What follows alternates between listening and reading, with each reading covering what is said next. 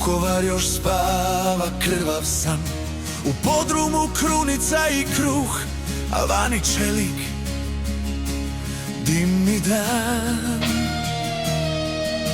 Na Trpinskoj stoji šutnja, mladić s križem oko vrata. Nije tražio da bude junak, samo da obrani brata.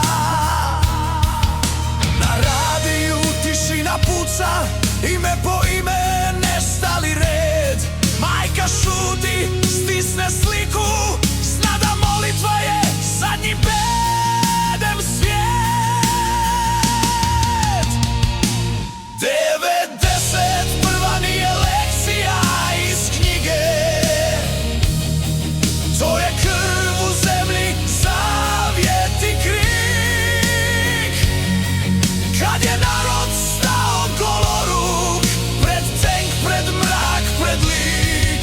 Ako pitaš što je domovina, to su oni što se nisu vratili svi. To je ime urezano u kamen i tišina koja još boli živi.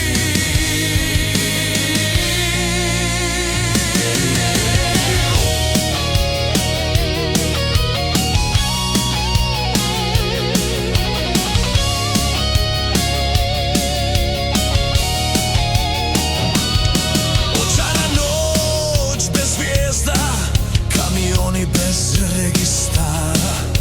Imena se brišu šapatom, ali pamti ih svaka brazda. Škabrnja u snijegu plače, crkva bez krova, zvono nijemo stoji. Krv na pragu, dječja cipela i Bog koji s narodom broji. Na jugu gori Dubrovnik, kamen puca, ali stoji zid. Grad od molitve i povijesti nije pao ni tad, ni sad, nikad, nit. 91. nije lekcija iz knjige, to je krv u zemlji, zavjet i krik.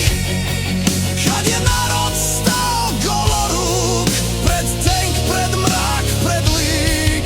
Ako pitaš što je domovina, to su oni što se nisu vratili svi. To je ime urezano u kamen i tišina koja još boli živi.